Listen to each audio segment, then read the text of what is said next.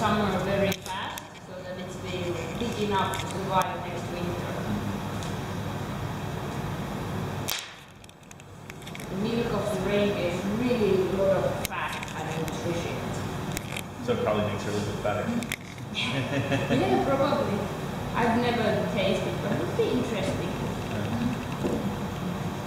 So they normally have their young in the spring, obviously, but how? Yeah, around May is the time okay. of the bird. And mating season is